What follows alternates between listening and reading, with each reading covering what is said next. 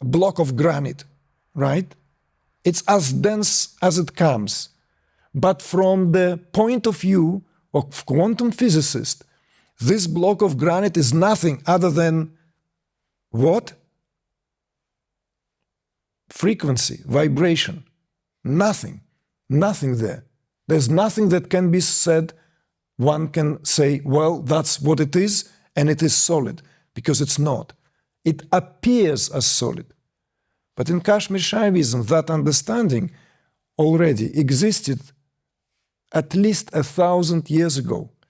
So that there is no such thing as phenomenal reality, as opposed to that, what gives rise to that phenomenal reality.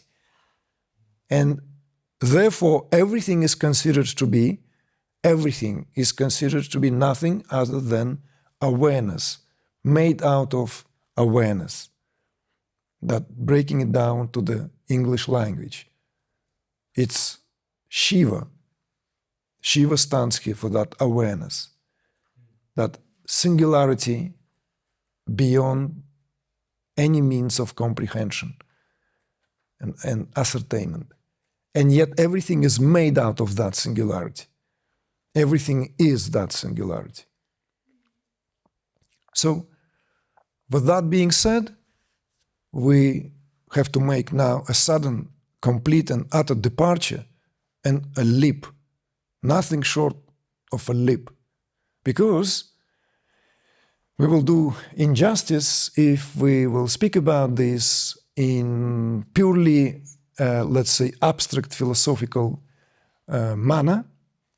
And there is always a possibility of somehow transgressing and bypassing the reality of the situation of where we are.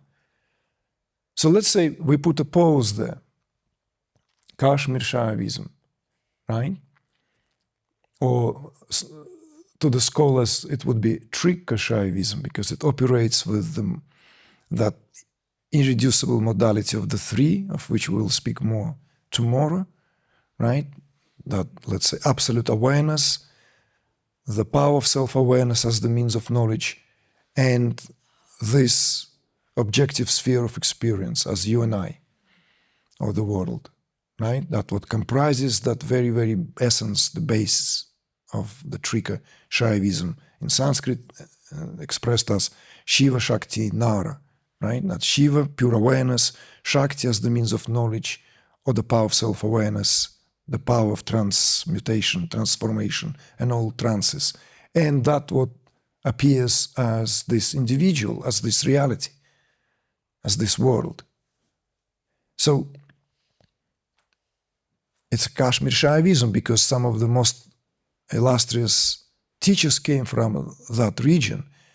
And today, as we speak, literally as we speak, we know that there is a huge conflict raging on. Right now, there have been missile exchanges between India and Pakistan. So this is why I said I'm welcoming all of you to follow me at least a little bit here in terms of making that leap from, let's say, purely abstract, philosophically oriented discourse into reality of the situation of what we all witnessing now, of what we all partaking in inadvertently as a shared reality, at least at that level. Maybe some of you are unaware of that. Maybe it didn't make the mainstream news, but the reality of the situation is that's what is happening right now. India and Pakistan, both nuclear powers, are flexing its muscles, military muscles, that, effectively speaking, threatens the start of yet another open military conflict, this time in Asia. How many of you are aware of that? Okay, good to know that, yeah, this somehow. And the fact that we were in this very room just, what, a year and a half or two ago, when the events of the October 7th and immediately what followed after that were discussed in this room, where I pronounced these very words, violating the principle of, let's say, not taking any sides, that I stand with Palestinians. We've published that. It's out there for many of you to to see this. In this very room, it felt fitting to bring this, what otherwise kind of belongs to maybe different gatherings, because it simply felt that it will be a massive bypassing not to speak about that in the setting and in the context of what we set to discuss. So I welcome you to see this now also as an opportunity to look into this, how all this highest teaching, which reserved for the comfort of that beautiful desk or reading spot in a beautiful library or somewhere in a garden, somewhere on the veranda, enjoying these teachings. And also the harsh reality of the situation we will live in today, where one conflict followed by another conflict, and this conflict now we speak of. So it would be also, to me, doing terrible injustice, speaking of Kashmir Shaivism as a teaching and what is happening right now in Kashmir Valley. And of course, I'm not here to give a crash course on history. That's not my job to do. I will simply here offer a few reality checks, and perhaps for some of you as useful reminders of what it is like. Because for many people, let's face it, the events of October 7th, how the time scale was measured. For many people, history in that area began on October 7th. But for all of us old enough here and not fooled by the mass indoctrination, know that it didn't start on October 7th. That conflict exists there well into the fourth generation. At that time when we spoke about that, that was already 75 years of the apartheid regime that was imposed by Zionist state on the land of people which they took from with the blessings of the British Empire at the time. So that very same empire, when they were ready, as it were, in inverted commas, to leave, the great Bharatavarsha, ancient name for India, they decided to divide that country into two states. That what today known as India and Pakistan. Not only that, dividing the country that they have occupied through manipulation, conceit, and deals under the agenda of divide and rule, so as to rule the richest to the time, because at the time when Brits came to India, India was one of the richest countries in the world. And at the time when the Brits, as an empire, left India in 1950, India was one of the poorest countries in the world.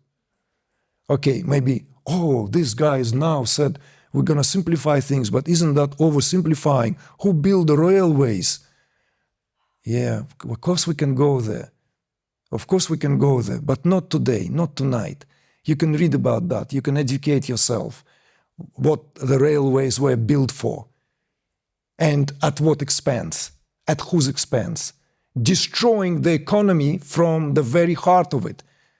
Indian textiles were second to none. They were competitions in Venice markets, which was Brussels of its days, all supplied by Silk Route, competing with the finest silk coming from China. Indian textiles were known to be literally woven in gold. And the textile industry was completely destroyed. Destroyed. Destroyed from every possible point of view, including some of the most inhumane actions. People who had been initiated into the very intricate way of fabric weaving, in generations of how it was passed on from heart to heart, their thumbs were broken. You can read that in the Chronicles of the Raj. But what was interesting here to us, purely for that, let's say, introspective perspective, is that not only dividing the Bharatavarsha into two countries. The area known as Kashmir Valley, that today we refer to, was deliberately left as a gray zone because they did not define it clearly whom it belongs to, thus planting the deadly conflict from the moment they departed as a colonial rule. In the same way it was done in Palestine, in the same way it was done in many parts of the world where colonial regimes were withdrawing because they were unable to sustain its power in a rapidly changing world. And it certainly happened in that part of the world. My personal spiritual journey, I could say, in terms of, let's say, interest towards everything Indian, started with being introduced into the work of great sage of the first half of the 20th century, Sri Aurobindo Ghosh. And Sri Aurobindo was known for being one of the most politically active figures in his youth. Immediately upon his return from England, where he received the highest education available at the time, and immediately joined the resistance movement in India to overthrow the colonial regime, and soon he ended up behind the bars. We know that his spiritual journey also began when he was imprisoned. He read Bhagavad Gita and had his first profound illuminations, which led to the transformation of his consciousness to such degree that upon his release from prison, he did not continue his political activity, but retreated instead into Pondicherry area and began his work for what he is known today to most people who are interested in anything spiritual. So it is Sri Aurobindo who said, upon his release from prison, that the fate of India is already decided. India shall be free. We need to turn our attention to other matters, to the greater freedom. These were the words of the sage, paraphrasing. But of course, when the independence of India was declared in 1950, and India was divided, Sri Aurobindo, who otherwise already was no longer involved in the political discourse, uttered these words.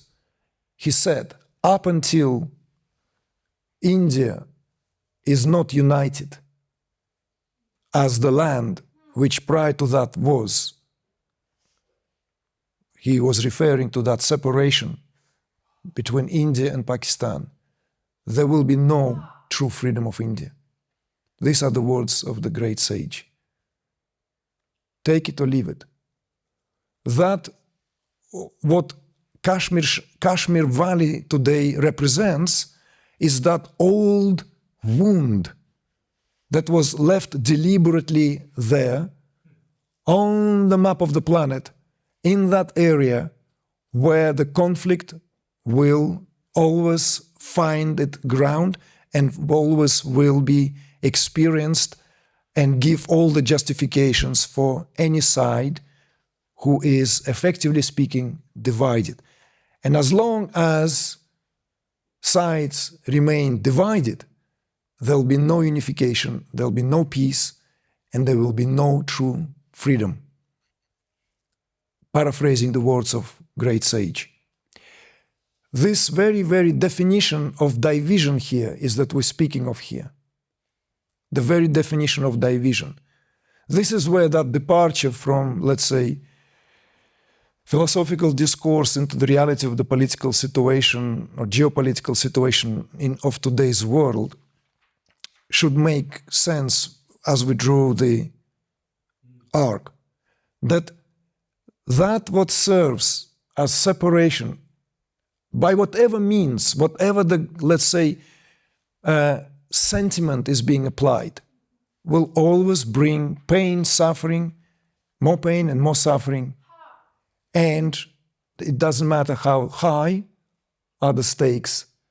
And we can measure now the depth of spiritual realization of many, many sons of India today who are holding space. Some of them are followed by millions by their, forgive me, corrupted message spoken out loud, because it doesn't address or redress the situation.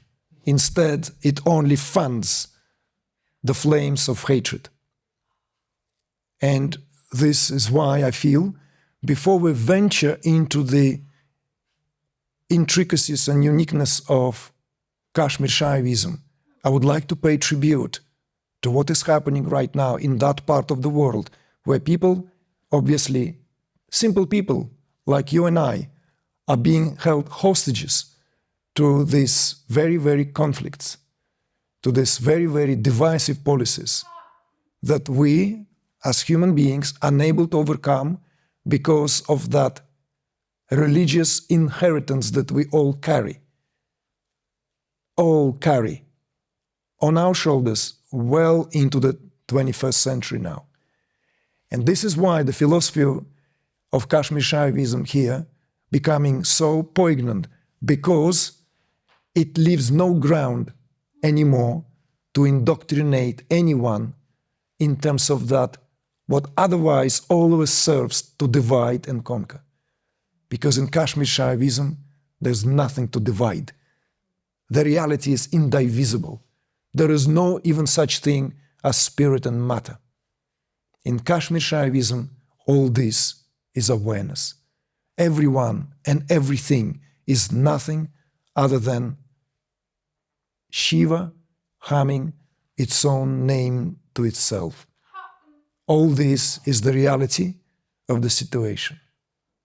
So this feels to me simply both as a point of departure, also not to shy away from bringing this out into the discourse, because Kashmir Valley now stands as a symbol of that resistance, which has been turned into a religious conflict in the country which was known for being the most tolerant civilization in terms of the way one can practice one's relationship with one's own dear self, from the capital S, because that's what it is. If we are to zoom, and if we are to zoom and zoom, just as scientists did, what is beyond the atom, if we are to zoom into the essence of all religious teachings, they all must come to the essence of what is. And the essence of every religious teaching is the essence of unity, the essence of union, essence of oneness. So all this now has been turned upside down like an Orwellian state. Religion is being used to divide people, whereas the term religio means to unite, to reunite. So the whole thing becoming a farce, a scam. Everything becomes a charade. So therefore, Kashmir Shaivism, welcome to the reality of your own Shivahood. This, what this work is about, in essence.